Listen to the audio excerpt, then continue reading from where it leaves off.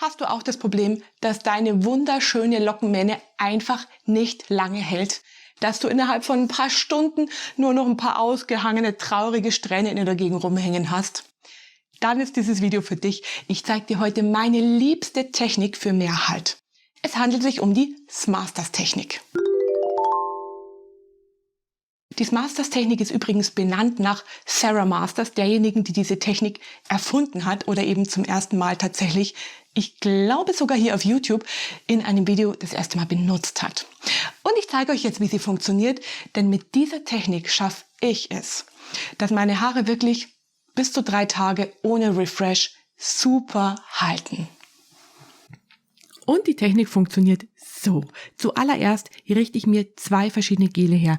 Eines mit einem leichteren Halt, das eher pflegend ist, und ein zweites, das wirklich einen besseren, stärkeren Halt hat. Das braucht man dann später noch. Man wäscht zuallererst seine Haare ganz normal, so wie man halt einfach seine Haare gerne waschen möchte. Die Co-Wash machen, mit Co-Wash, die Low-Poo machen, mit Low-Poo. Danach kann man ja noch eine Kur mit auftragen, Conditioner oder was auch immer. Und dann, nach dem Waschen, wenn alles wieder ausgewaschen ist, beginnt der Zauber. Zuerst braucht man das Gel, das den leichteren Halt hat. Ich habe mir jetzt hier die Orange Marmalade ausgesucht von Ecoslay.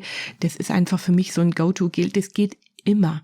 Also da weiß ich einfach immer, die Ergebnisse werden auf jeden Fall gut. Es ist ein Gel, das eher einen leichten bis mittleren Halt hat, würde ich jetzt sagen.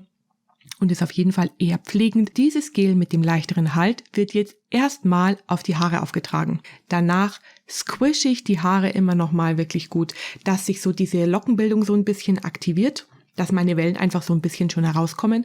Und dann bin ich eigentlich mit dem ersten Teil schon fertig. Dann geht schon weiter mit dem Diffusen. Ich schnapp mir meinen Föhn mit dem Diffuseraufsatz und Pixie-diffuse meine Haare.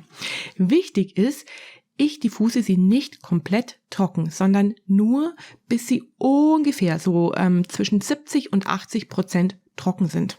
Also schon ziemlich trocken, aber einfach noch nicht ganz trocken. Aber Leute, wirklich, macht draus keine Wissenschaft.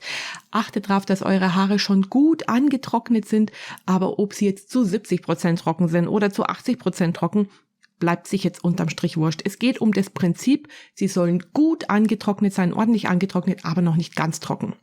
Hier zeige ich euch jetzt auch mal, wie meine Haare dann ungefähr aussehen. Vielleicht hilft es euch ja ein bisschen und ihr könnt so ein bisschen erkennen, wie trocken oder wie feucht sie jetzt letzten Endes noch sind.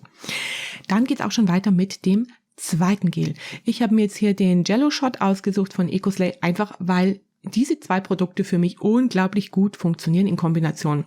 Orange Marmalade und der Jello Shot klappt für mich einfach immer super gut. Kleiner Tipp von mir, nehmt ein bisschen weniger als das, was ich da drauf hatte auf der Hand. Es war schon ganz schön viel. Ich habe dann wirklich jetzt auch ein bisschen was wieder runter von den Händen, weil es eigentlich schon fast zu viel war. Also vielleicht so ein Drittel weniger wäre jetzt so mein Tipp bei meiner Haarlänge. Glaube ich, wäre so ideal gewesen. Aber gut. Extra Tipp von mir. Schaut, dass ihr eure Hände immer wieder ein kleines bisschen nass macht. Wenn ihr feuchte Hände habt, kriegt ihr keinen Friss bei dieser Technik. Wenn die Hände trocken werden und dann auch noch so klebriges Gel an den Händen mit dran klebt, dann kann das schon mal passieren, dass ihr da einfach so ein bisschen Friss bekommt. Und das wollen wir ja nicht. Niemand will Frisselhaare. Also, guckt drauf, dass da immer so ein bisschen Wasser mit im Spiel ist. Wichtig zu wissen ist auch, da geht es jetzt nicht mehr drum, dass man jetzt nochmal extra viel squisht. Also ich bin ja echt so eine Squish-Königin. Ich liebe das. Ich mache es auch wirklich ganz viel. Aber hier squishe ich nicht mehr viel. Ich squishe gerade mal noch so viel, dass sich quasi das Gel gut verteilt in den Haaren. Aber hier bin ich jetzt für meine Verhältnisse sehr moderat und squishe wirklich nicht lange. Und schon geht's wieder weiter mit dem Pixie-Diffusen. Jetzt wird auch wirklich diffust, bis die Haare komplett trocken sind.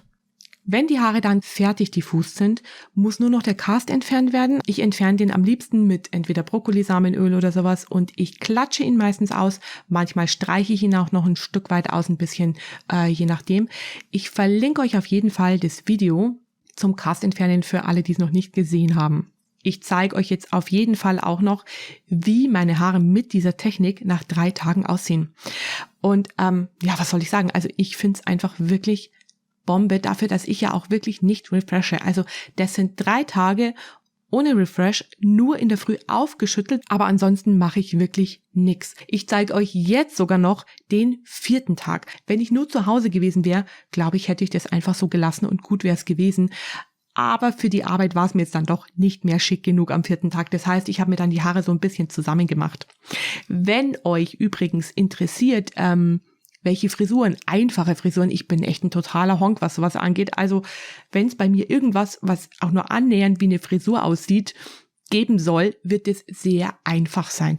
Wenn euch sowas interessiert, dann schreibt mir auf jeden Fall mal einen Kommentar. Dann werde ich euch vielleicht mal so ein bisschen auf dem Laufenden halten, was ich so mit meinen Haaren anstelle.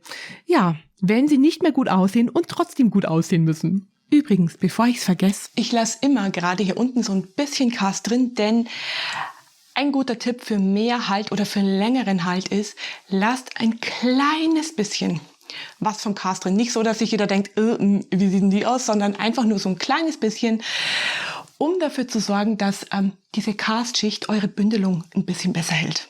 Das war jetzt alles Wissenswerte über die Masters Technik. Wenn dir das Video gefallen hat, würde ich mich echt über ein Abo freuen. Und wenn du die Glocke aktivierst, dass du informiert wirst, wenn wieder ein neues Video online kommt. Ich wünsche dir wahnsinnig viel Spaß am Ausprobieren. Mach's gut. Tschüss.